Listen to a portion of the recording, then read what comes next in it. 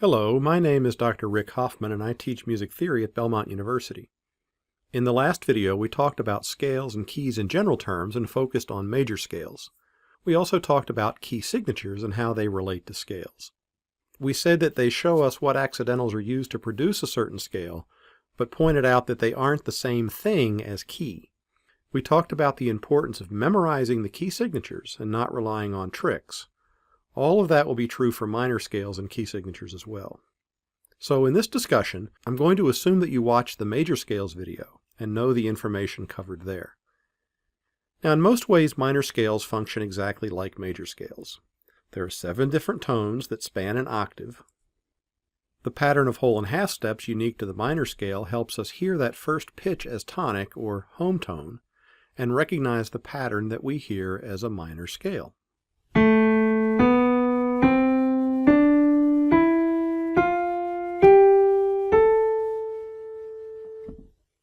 Here's the same pattern transposed to E minor, and here's the pattern transposed to D. We can also compare the minor scale to the major scale. Compared to major, the 3rd, 6th, and 7th scale degrees are lowered in minor. Here we see A major compared to A minor, and C major compared to C minor. Before we go on, let's check one bit of terminology. This symbol over the number 7 is called a caret. Sometimes in math or science it's called hat or roof. In music we use a caret over a number to indicate scale degree. So this symbol would be read as scale degree 7. In this video I'll use both scale degrees and solfege to refer to pitches in the scale. I'll often call the 6 and 7 from major, La and Ti, raised 6 and raised 7. I'll call 6 and 7 from minor Lay and Te, or the lowered 6 and 7. Now notice in minor they're already lowered from major. We don't have to do anything different to them. We don't have to lower them again. I'm just using raised and lowered to distinguish the 2 options for 6 and 7. Lay or La for 6, Te or Ti for 7. Realize too that raised and lowered doesn't necessarily translate to sharp and flat. Sometimes raising or lowering can be done with a natural sign. In some keys, the lowered 6th might actually be a sharp note, and then the raised 6th would be a double sharp. So when I talk about raised and lowered tones, I'm talking about raising and lowering them from how they appear in the scale. I'm not saying anything about accidentals. If that's clear, let's go on. Because we worked out transpositions very carefully in major scales, we'll just show these scales with the key signatures. You can watch the earlier video if you need to review the order of accidentals or why they're added the way they are. So here's E minor with 1 sharp, B minor with 2, F sharp minor, 3 sharps, C sharp minor with 4 sharps,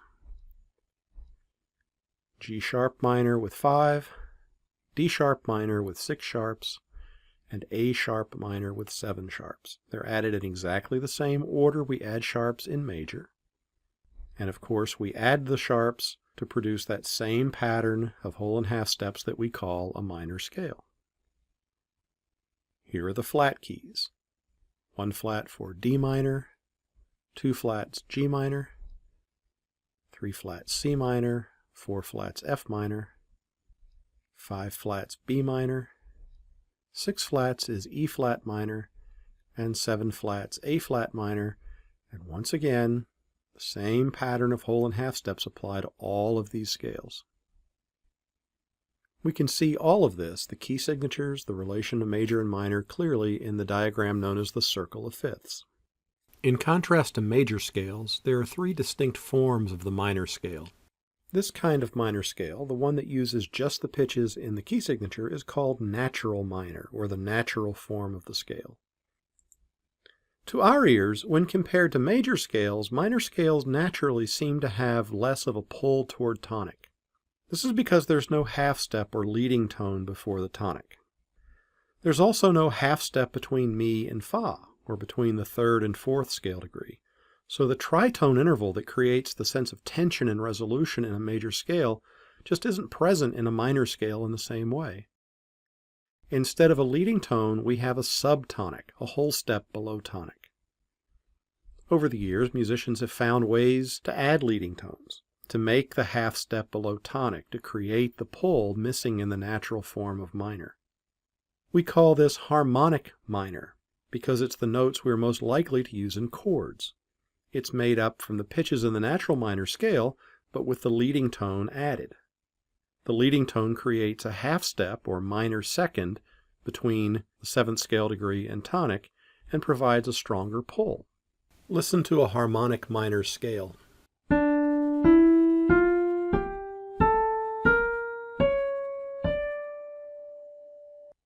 Most of the time, these are exactly the notes we need for music in a minor key. If you've taken beginning piano lessons or learned scales on an instrument many times, you will learn harmonic minor when you learn minor scales. But harmonic minor does have an odd little twist.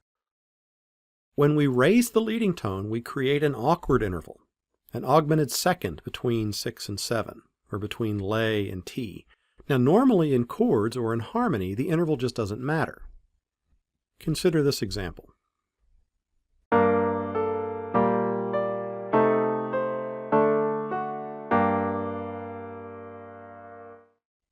The 6th scale degree is E flat in the alto. The 7th scale degree, F sharp, is in the soprano. The fact that there's an augmented second between the two pitches simply doesn't matter. There's nothing awkward about it. The pitches are in different voices, so the interval is hidden in the harmony. The harmonic minor scale is a way of showing that we can have a lowered 6th in one chord and a raised 7 in another, and that's okay. But what if these two notes were in the same voice, like in a melody? Then it could be potentially difficult to sing, or at least it would sound odd, at least to our ears. For these situations, musicians began raising the 6th scale degree to fill in that gap, removing the augmented second. We call this form of the scale melodic minor. Listen to this melody in G minor.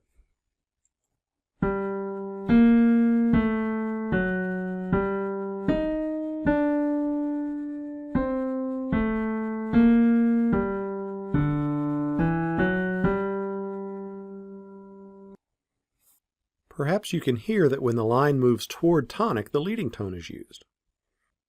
6 is in its natural form in the second measure. Since there's no gap to fill, then at the cadence the leading tone is raised as the line goes toward tonic, and 6 is raised to fill in what would be an awkward gap, the augmented second. Melodic minor is usually shown in both ascending and descending forms. All this says is, when we use the leading tone, we raise 6 to fill in the gap. When we don't use a leading tone, everything is just as it is in natural minor. We tend to use a leading tone when there's musical motion moving toward tonic, but when there's not, we don't. We use the lowered 6 and 7. Let's look at one more example, a hymn or a chorale by the German composer J.S. Bach.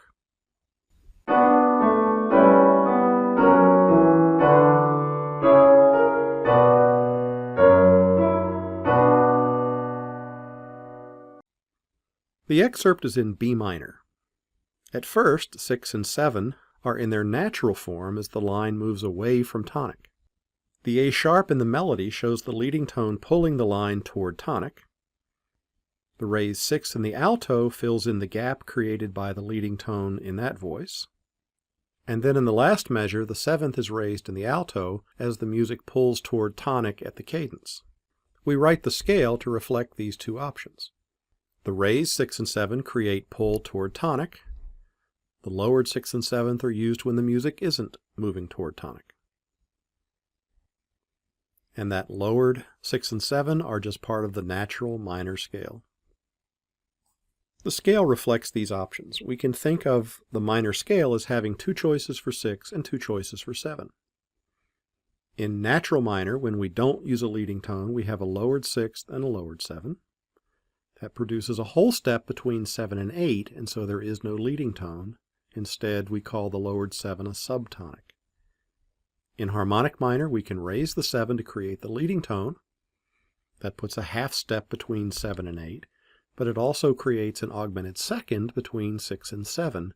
In harmony, that's not a problem, but in a melody, it might be a problem. And so we have melodic minor, which says, If you want to get rid of the gap, raise 6, and that fills in the gap. If there is no leading tone, when we're not moving toward tonic, we don't raise either 6 or 7. So melodic minor has raised 6 and 7 moving toward tonic, lowered 6 and 7 moving away from tonic. Let's see them one more time. Here's natural minor, harmonic minor, and melodic minor.